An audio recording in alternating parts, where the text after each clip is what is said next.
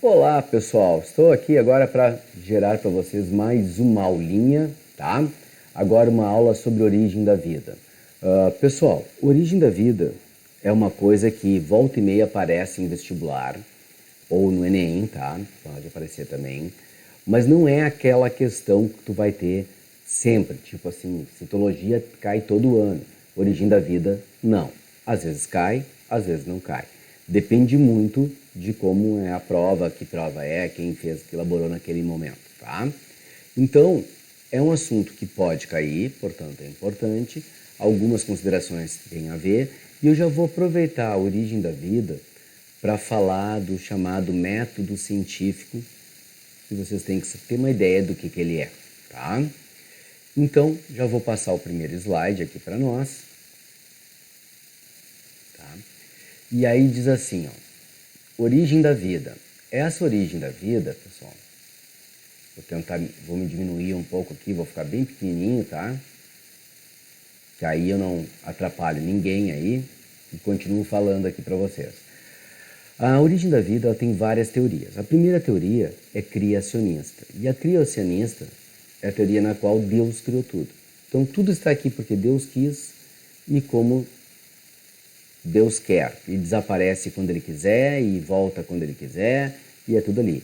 Quem normalmente é adepto à teoria criacionista, ouviram bem, né? Normalmente é adepto à teoria criacionista, também é adepto ao fixismo, ou seja, que não há evolução, que a evolução não acontece, é Deus quis e pronto, tá?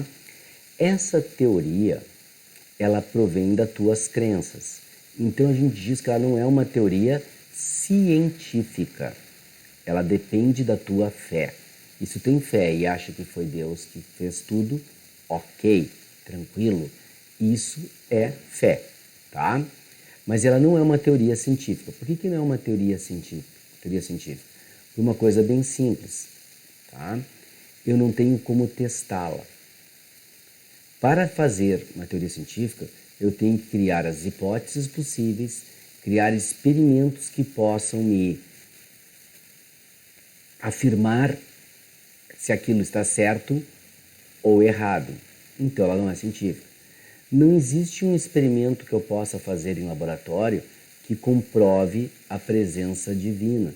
Mas também, antes que alguém fique bravo comigo, não existe experimento que eu faça em laboratório que diga que não existe também. Então, se eu não posso provar nem que existe, nem que não existe, não é científico. Vai da minha crença de acreditar ou não. Tá? Tranquilo? Ou, inclusive, tu fazer um misto. Tu acreditar que tem um Deus e, ao mesmo tempo, que existe a evolução. Tu pode. Porque elas não são excludentes, tá, pessoal? Isso é uma coisa muito importante. A religião e as ciências não são excludentes uma da outra. Se tu acredita na ciência, tu tem que ser ateu. Não. Até porque, se tu é um cientista, tu tem sempre que haver a dúvida. Sempre que pode existir alguma coisa, tem que ter uma curiosidade. Então, tu pode ter fé em que Deus existe, tá? Elas não são excludentes. Panspermia cósmica, eu botei ela aí porque não é uma teoria que é muito aceita por muita gente, né, aí. Então eu já botei ela muito próxima da criacionista, tá? Porque também a vida, ela tem um surgimento ao longo, tá? Na realidade é uma teoria em que meteoros que caíram na Terra trouxeram vida para cá. Da onde? Não sei, mas trouxeram. Como nós temos bactérias extremófilas, que são conhecidas com o nome de arqueias, tá? Essas bactérias arqueias, elas vivem em condições de calor, de metano, diferente. Elas poderiam ser um indício de que isso era uma possibilidade, tá? Mas é uma teoria que normalmente não é aceita, porque estaria lá dentro do meteoro, a temperatura do espaço seria, né, 0 graus Kelvin, como tu sabe, menos 273 graus Celsius. Quando entrasse na atmosfera, haveria o aquecimento, então isso seria uma pasteurização. Tem 38 mil coisas dizendo que não poderia ter. E tem gente que acredita que ainda pode ter. Mas essa teoria ela só não é aceita por um simples motivo. Ela não explica a origem. Ela transfere. Daqui para outro planeta. Qual é o planeta? Ah, não sei. Mais do que a impossibilidade do ser vivo passar pelo meteoro e chegar aqui está na possibilidade, na coisa ela não explicar a origem, ela só transferir a origem. Tá? E existiu a teoria da abiogênese por Aristóteles, então tu já viu, né? 380 anos antes de Cristo, tá? Ali. Aristóteles ele fez a teoria da abiogênese, do surgimento espontâneo, teoria espontânea, ou seja, que a matéria bruta teria um princípio ativo, tá? E esse princípio ativo ia gerar vida. Eu botei aqui, até eu botei assim, que autores no ar existia um princípio ativo, mas não é no ar, é tudo que tivesse na matéria. Por exemplo, nesse mouse teria um princípio ativo que ele geraria vida. Se deixasse parado, daqui a pouco ia surgir vida. Tá? Mas, na época, se justificava pelo tipo de conhecimento que se tinha e nenhuma forma de fazer uma experiência que conseguisse refutar isso. Então, só para ter uma ideia, essa durou até 1862, essa teoria, como gente acreditando nela, tá? Então, de 380 anos antes de Cristo, um pouco menos, tá? Porque isso aí foi quando Aristóteles nasceu, né? Mas né, dessa época, de 300 anos antes de Cristo até agora, 1862. Agora que eu digo porque né, foram muitos séculos né, com essa teoria funcionando. Aí surgiu a teoria da biogênese, que a vida viria de outra vida pré-existente. A mulher gera o filhote, né, ali. Tá? Essa teoria contrapõe a teoria da abiogênese e para refutar foram feitas várias experiências da teoria da biogênese e dizer que essa era real. Primeiro, um dos mais importantes foi Francesco Redi, depois Louis Pasteur. O Francesco Redi, que era um italiano, né, fez um experimento que usava frascos com pedaços de carne e ele via as moscas posar e sair. Já vou no próximo slide mostrar para vocês. E daqui a pouco surgiam mosquinhas, larvinhas, e das larvinhas, mosquinhas que eram similares àquelas que posaram. E ele disse que ali tinham se deixado os ovos e saíram. Um monte de gente refutou essa teoria, aí ele botou uma tela em cima para as mosquinhas não chegarem na carne, e aí na carne não apareciam moscas, né? Mas como a carne começava a se decompor, aquela coisa toda, aí tinha gente que contrapunha ele. Até chegar Louis Pasteur. Tá? O Louis Pasteur ele fez um frasco, um pescoço em forma de cisne, que a gente chama, pescoço todo torcido, e aí ele ferveu o líquido que tinha um monte de micro-organismos, os líquidos apareceram. Naquele líquido ali fervido não apareceu mais ser vivo, mas lá onde ficou a umidade e tinha contato com o ar, né? Simplesmente tinha micro-organismos. Quando ele inverteu aqui e fez esses micro-organismos escorrerem para a água ficou com micro-organismos também. Aí daí saiu que a origem da vida vinha de outro ser vivo, tá? A biogênese. Aqui nós temos os dois experimentos para vocês verem, tá, pessoal?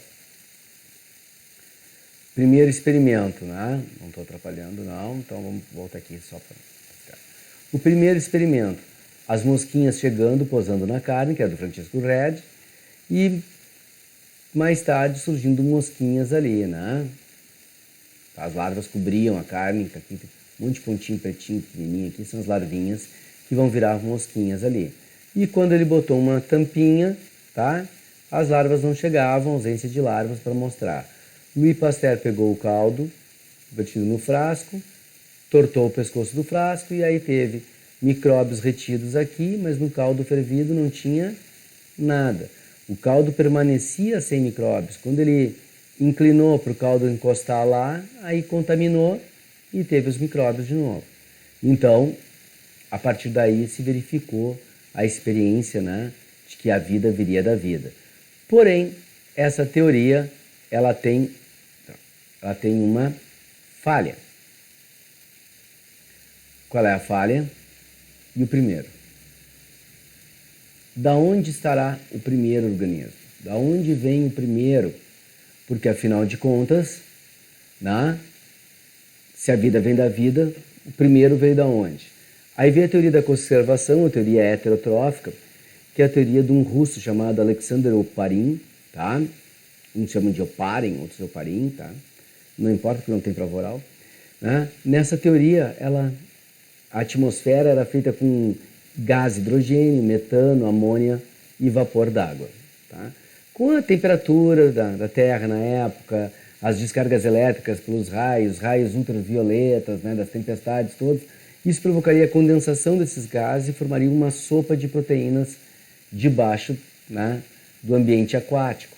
E aos poucos, com a evolução, formaria-se um primeiro tipo de ser, que era um aglomerado de proteínas com material genético dentro, que se chamava de coacervado, e aí a passagem toda, tá? Então faz aquele aglomerado de proteínas que é coacervado, isolando, daqui a pouco começa a ter material genético dentro, né? E aí vai se desenvolvendo como um todo. Certo, pessoal? Bom, essa teoria ela se baseia nesse princípio aqui, ó.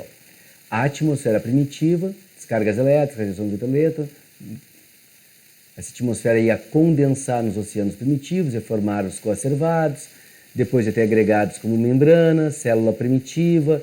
Essa célula primitiva formava os primeiros heterótrofos anaeróbios, aqueles que pegavam os alimentos por absorção. Alguns deles viraram vírus, outros viraram unicelulares heterótrofos e autótrofos. Quando surgiu os autótrofos, quimiosintetizantes e mais tarde os fotossintetizantes, começou a surgir o quê? O oxigênio. Isso levou um monte de indivíduos à morte, mas outros conseguiram sobreviver e usar o oxigênio. E foi aí que deu origem aos indivíduos aeróbios. Os aeróbios eram indivíduos, tá, nos quais eu tinha, né, o uso do oxigênio, porque a partir do surgimento dos fotossintetizantes é que nós tínhamos o oxigênio na atmosfera que antes não existia. Tá? Pessoal, tem um grupo de pessoas que contrapõem essa teoria, dizendo que os primeiros que surgiram aqui já seriam autótrofos. Tá? Então tem a teoria autotrófica, que o primeiro, ao invés de ser heterótrofo, ele já era autótrofo, ele já produzia o próprio alimento, e aí começou a gerar oxigênio e vai. São duas teorias, mas aqui as pessoas mais falam, tem mais a ideia de comprovação dela, seria de heterótrofos, tá? Até vou voltar aqui o slide um pouquinho. Ó, essa teoria é de 1936, tá, pessoal? Só para vocês terem uma ideia. E vamos passar o slide. Ao passar o slide, nós vamos ter aqui, ó. Opa, não passou.